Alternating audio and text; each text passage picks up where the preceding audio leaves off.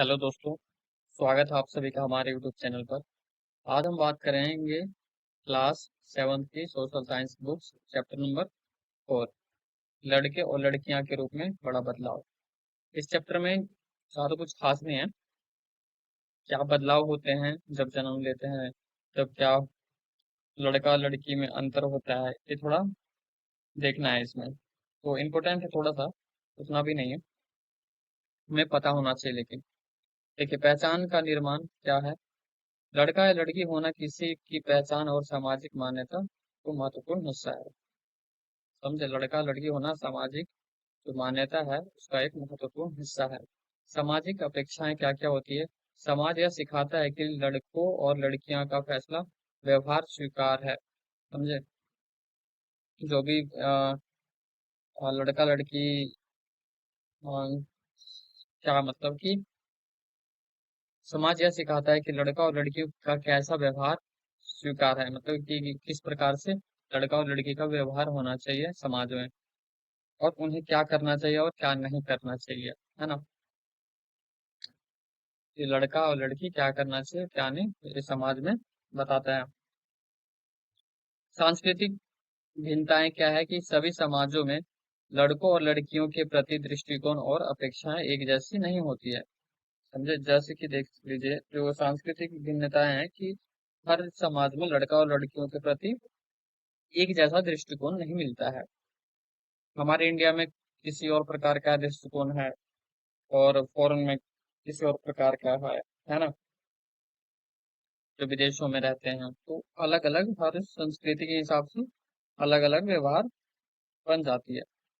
भूमिकाएं की तैयारी क्या है कि लड़के और लड़कियां को अलग अलग भूमिकाओं के लिए तैयार किया जाता है। समझे, जो लड़का लड़की होते हैं उनको अलग अलग भूमिकाओं के लिए तैयार किया जाता है, जो उन्हें भविष्य में स्त्री और पुरुष की जिम्मेदारी के लिए तैयार करती है। ये क्या है कि देखिए, भविष्य में स्त्री और पुरुष की जिम्मेदारियों के लिए तैयार करती है। लैंगिक असमानताएं अधिकांश, देखिए, अधिकांश समाजों में पुरुष और स्त्रियों को अलग अलग महत्व दिया जाता है, और स्त्रियों की भूमिका को पुरुष की भूमिकाओं से कम आंका जाता है। समझे, हमें हमेशा से जो लड़कियां होती है हमारे समाज में, पुरुष के मुकाबले लड़कियों को कम आंका जाता है समाज में, है ना। ये पहले से भी देखा, लेकिन आजकल की नारियां क्या है कि इनको कम नहीं आंक सकते किसी भी चीज में। ठीक है,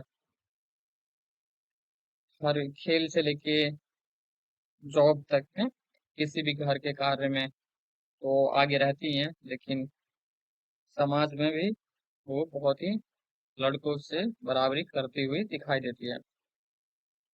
कार्यस्थल और असमानता, स्त्री और पुरुष के बीच कार्य क्षेत्र में असमानताएं उभरती है, जिसका समाज पर व्यापक प्रभाव पड़ता है। 1990 के दशक में समाओ द्वीप में बच्चों का बड़ा होना, देखिए समाओ, देखिए जो 1920 के दशक में जो समाओ द्वीप के में बच्चों का बड़ा किस प्रकार से हुए हैं, वो देखिए।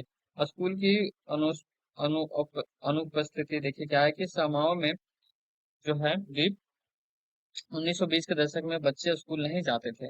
वे बड़े बच्चों और वयस्कों के से जीवन के विभिन्न कौशल सीखते थे। समझे, वो क्या करते थे कि बड़े और वयस्क लोगों से क्या करते थे कि वो आ, विभिन्न प्रकार के अलग स्किल सीखते थे, कौशल सीखते थे। बचपन में शिक्षा, छोटे बच्चों बच्चे चलना शुरू करते ही बड़े बच्चों द्वारा उनकी देखभाल की जाती थी। यह जिम्मेदारी अक्सर 5 साल के बड़े बच्चों पर आ जाती थी। ठीक है, लड़कों की भूमिका, देखिए लड़कों की भूमिका क्या है कि 9 वर्ष 9 वर्ष तक 9 वर्ष तक उम्र तक पहुंचने पर लड़के बड़े बच्चों के समूह में शामिल हो जाते थे, और बाहर के कार्य जैसे मछली पकड़ना और से पेड़ नारियल के पेड़ लगाना सीख जाते थे। समझे? इस प्रकार से गतिविधियां करते थे। लड़कों की भूमिका क्या है कि लड़कियां लड़कियां 13-14 साल की उम्र तक छोटे बच्चों की देखभाल और घरेलू कार्य करती थी। उसके बाद वे अधिक स्वतंत्र होती थी और मछलियां पकड़ने के बागानों में काम करने और डालियां बुनने जैसे काम सीखती थी। डलिया, डलिया जानते हैं आप क्या होता है? कि डलिया हम टोकरी को कहते हैं, है ना। रसोई के कार्य क्या है? कि रसोई के कार्य पकाने का काम करना रसोई घर में होता था। यहाँ मुख्य रूप से लड़के काम करते थे और लड़कियां उनकी सहायता करती थी। मछली पकड़ने का महत्व क्या है? कि मछली पकड़ना सामोआ के एक महत्वपूर्ण कार्य था और एक किशोर अवस्था में बच्चे होते थे। बच्चों को इसे सीखने के लिए सुदूर यात्राओं पर जाना पड़ता था, समझे। मतलब दूर दराज के रास्ते पे जाना पड़ता था। और स्कूल का सुभाजन विभाजन देखिए, स्कूल का विभाजन क्या था? कि क्लास 6 के बाद लड़के और लड़कियों के स्कूल अलग अलग होते थे। लड़कियां के स्कूलों में सुरक्षा के लिए बीच में आंगन होता था, जबकि लड़कों के लिए स्कूलों में खेल के लिए एक बड़ा खुला मैदान होता था। तो स्कूल के बाद का समय क्या होता था? देखिए कैसे यूटिलाइज करते थे स्कूल के बाद का समय का। कि लड़के स्कूल के बाद खाली समय का आनंद सड़कों पर बिताते थे, जहां वे खेलते दौड़ते और साइकिल चलाने के करतब करते थे, समझे। साइकिल चलाने करतब करते थे। इसके विपरीत लड़कियां समूह में घर जाती थी और लड़कों पर गंभीर दिखती थी। सड़कों पर गंभीर दिखती थी, समझे। सड़कों पर गंभीर दिखती थी क्योंकि वे सीधे घर पहुंचने के लिए गलियां का उपयोग करती थी। लड़कियों की सुरक्षा देखिए, लड़कियों समूह के लिए इस समूहों में इसलिए चलती है क्योंकि उनके मन में छेड़छाड़ या हमले का डर रहता है। लैंगिक भेदभाव समाज में लड़के और लड़कियां के बीच बचपन से ही निरंतर अंतर किया जाता था, जो उनके खिलौने से लेकर उनके कपड़ों और व्यवहार तक देखा जा सकता था। और उनके खिलौने से लेकर उनके कपड़ों और व्यापार तक भी देखा जा सकता था। लड़कों को कारें और लड़कियों को गुड़ियां दी जाती थी। इसके जिससे संकेत मिलता है कि वे भविष्य की भूमिकाएं अलग अलग होगी। आज भी हम देखते हैं कि जब भी लड़का लड़की हमारे घर में होते तो अलग अलग प्रकार की उन्हें गिफ्ट दिया जाता है ना। लड़के को अलग, लड़कियों को अलग तरह का गिफ्ट दिया जाता है, जिससे क्या होता है कि जीवन पर प्रभाव पड़ता है। देखिए इन भेदभावपूर्ण अनुभवों का प्रभाव उनके अध्ययन के विषयों पर बाद में उनके द्वारा चुने गए व्यवसायों पर भी पड़ता है, जिससे समाज में लैंगिक भूमिकाएं स्थापित होती है। घरेलू काम का मूल्य देखिए क्या है। घर में काम को कमतर आंकना, ये मतलब कि घर में काम को कमतर आंकना।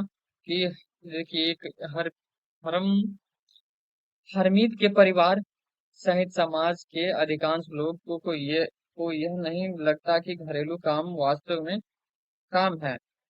इसे स्वाभाविक रूप से स्त्रियों की जिम्मेदारी माना जाता है। देखभाल का कार्य, समझे, ये और समाज के दृष्टिकोण, ये सारा कुछ है जो कि जैसे कि देखभाल कार्य बच्चों बुजुर्गों की देखभाल करना, बीमारियों की देखभाल करना महत्वपूर्ण माना जाता है। ठीक है। आमतौर पर इन्हें कोई भुगतान नहीं किया जाता है। आमतौर पर इन्हें कोई वेतन नहीं दिया जाता है, लेकिन ये बहुत बड़ा काम होता है कि घर की देखभाल करना। समाज का दृष्टिकोण समाज में घर के अंदर किए जाने वाले कार्यों पर पर्याप्त मान्यता और सम्मान नहीं मिलता है, समझे।